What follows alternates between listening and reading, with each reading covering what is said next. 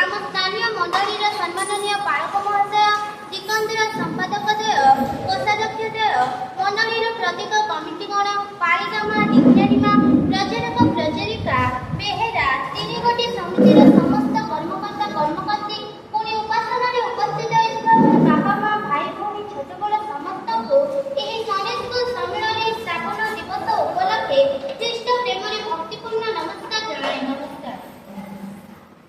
Sunday school ସମ୍ମିଳନୀର ସଂକ୍ଷିପ୍ତ ଇତିହାସ।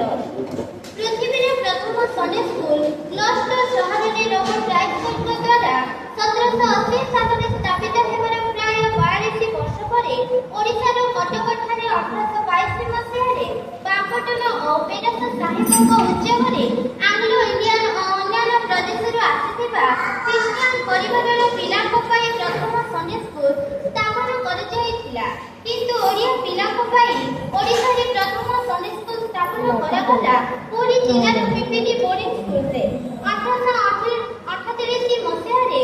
1840 ମସିହାରେ ବ୍ରହ୍ମପୁରରେ ଅନାଥାଶ୍ରମ ଖୋଲାଯିବାରୁ ସେଠାରେ ଷ୍ଟବିନ୍ ସାହେବଙ୍କ ଦ୍ୱାରା ଏବଂ 1841 ମସିହାରେ ଏଚ୍ ୱିଲକିନ୍ସ ବ୍ରହ୍ମପୁର ଅନାଥାଶ୍ରମର ବାଳକମାନଙ୍କୁ ନେଇ ଗଞ୍ଜାମରେ ଆଶ୍ରମ ଖୋଲିବା ଦିନୁ ସେଠାରେ ତାଙ୍କ ଦ୍ୱାରା ସଣ୍ଡେ ସ୍କୁଲ କାର୍ଯ୍ୟ ଆରମ୍ଭ ହୋଇଥିଲା। ବ୍ରହ୍ମପୁର ମଣ୍ଡଳୀର ଏକଙ୍କ ସ୍ୱରୂପ ବାପ୍ଟିଷ୍ଟ ମିଶନ ଚର୍ଚ୍ଚରେ 1870 ମସିହାରେ ସ୍ୱର୍ଗତ ଦାନିଏଲ ମହାନ୍ତିଙ୍କ ଉଦ୍ୟମରେ ପ୍ରଥମ ସଣ୍ଡେ ସ୍କୁଲ ସ୍ଥାପିତ ହେଲା। ଆମ ମାଳାଞ୍ଚଳରେ ମଣ୍ଡଳୀ ସମ୍ମିଳନୀର ଏକଙ୍କ ସ୍ୱରୂପେ ବାଳକ ବାଳିକାମାନଙ୍କୁ ପ୍ରଭୁଙ୍କ ଆତ୍ମିକ ଜ୍ଞାନ ଓ ଅନୁଗ୍ରହରେ ବଢ଼ାଇବା ନିମନ୍ତେ ଉତ୍କଳ ବାପ୍ଟିଷ୍ଟ ସଣ୍ଡେ ସ୍କୁଲ ସମ୍ମିଳନୀ 1922 ସାଲରେ ଜନ୍ମଲାଭ କରି ଫେବୃଆରୀ ମାସରେ ଉତ୍କଳ ବାପ୍ଟିଷ୍ଟ ମଣ୍ଡଳୀ ସମ୍ମିଳନୀ ସହାୟତା ଦ୍ୱାରା ସେରଙ୍ଗ ମଣ୍ଡଳୀ ସଣ୍ଡେ ସ୍କୁଲ ସମିତିରେ ତାର ପ୍ରଥମ ଅଧିବେଶନ ଅନୁଷ୍ଠିତ କରିଥିଲା।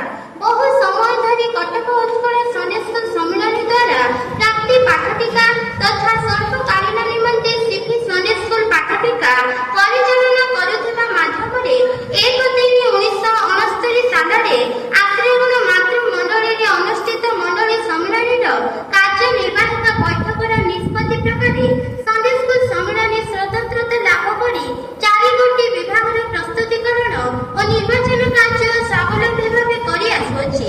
ଆନନ୍ଦର ବିଷୟ, ଏହି ସମସ୍ତ କାର୍ଯ୍ୟ ନିମନ୍ତେ ମଣ୍ଡଳୀ ସମ୍ମିଳନୀସ୍ଥ କେତେକ ପ୍ରମୁଖ ଦାସ ଚାଞ୍ଚଲ୍ୟ ତାରକରଣ୍ୟ ହୋଇ ରହିଅଛନ୍ତି।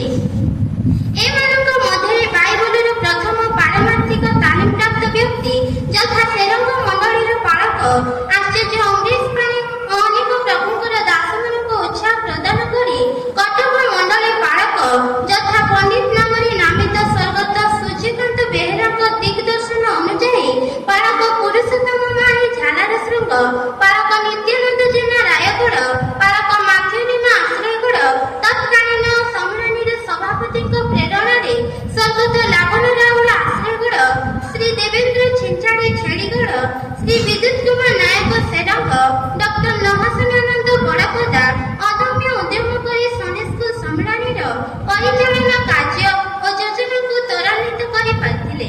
ଶିକ୍ଷାଦାନ ଓ ପରୀକ୍ଷା ପରିଚାଳନା ଅର୍ଥାତ୍ ବାର୍ଷିକ ଓ ଅର୍ଦ୍ଧବାର୍ଷିକ ପରୀକ୍ଷା ପରିଚାଳନା କରିବାର ପଦକ୍ଷେପ ଗ୍ରହଣ କରାଗଲା।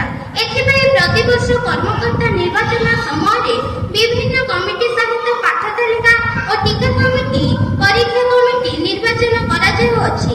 ସୋପାନ ଅନୁଯାୟୀ ମଣ୍ଡଳୀ ଗଣର ପାଳକ ଦ୍ୱିଗୁଣ ପଦବୀ ପରେ ପରେ ସଣ୍ଡେ ସ୍କୁଲ ସମିତିର ଅଧ୍ୟକ୍ଷ ପଦବୀର ହିଁ ସମ୍ମାନ ରହି ଆସୁଅଛି।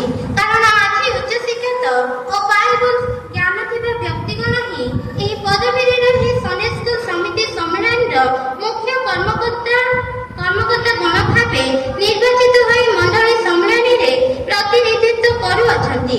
Canadian Baptist overseas mission board ଆନୁକୂଲ୍ୟରେ 1989 ସାଲରେ ତତ୍କାଳୀନ ମିଶନାରୀ ରେଭ୍ କେନେଥ ନାୟକ ଓ ତାଙ୍କ ସହଧର୍ମିଣୀଙ୍କ ପ୍ରଚେଷ୍ଟା ଓ ଆନୁକୂଲ୍ୟରେ ଉତ୍କଳ ବାପ୍ଟିଷ୍ଟ ସଣ୍ଡେ ସ୍କୁଲ ସମ୍ମିଳନୀରେ ଶିବିରମାନ ଅନୁଷ୍ଠିତ କରିବା ପାଇଁ ନିଷ୍ପତ୍ତି ନିଆଯାଇଥିଲା।